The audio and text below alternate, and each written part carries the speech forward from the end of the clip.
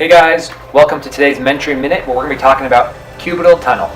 Cubital tunnel syndrome is the second most common upper extremity entrapment site for peripheral nerves, the first being carpal tunnel. When we talk about cubital tunnel, it primarily shows up with traumatic accidents, so falls, fractures, or with prolonged positions of flexion. So think about your office worker holding the phone, your laborer using a tool and elbow flexion prolonged, and then last would be in your sporting events for throwers such as baseball pitchers, where you have almost micro traumas occurring at high speeds at these end range positions where the nerve is on tension. So when we talk about elbow flexion, as the elbow flexes, 55%, research shows that 55% of the space is diminished with full elbow flexion. So that decreases blood flow, adds compression to the nerve, which then can create an inflammatory process.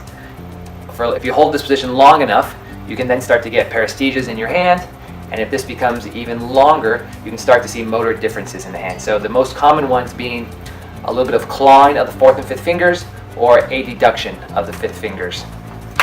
One of the common tests that can be done is Frohman sign, which is giving them a piece of paper, asking them to go pad to their first finger and have them pull out the paper.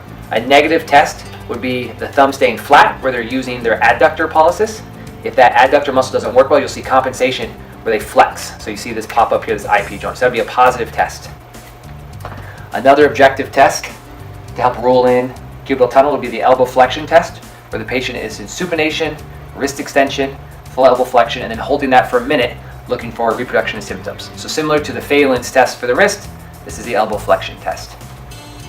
Another provocative test would be tunneling the cubital tunnel, which goes from the medial epicondyle to the olecranon, looking for reproduction of symptoms.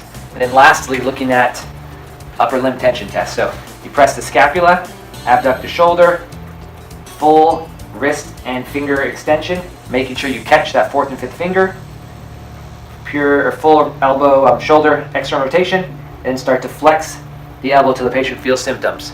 Right? As they start to feel symptoms, come off, identify where they feel it at, and then make sure you sensitize 2 joints away. So whether it's the shoulder or the head. Compare that to the other side to look for any differences.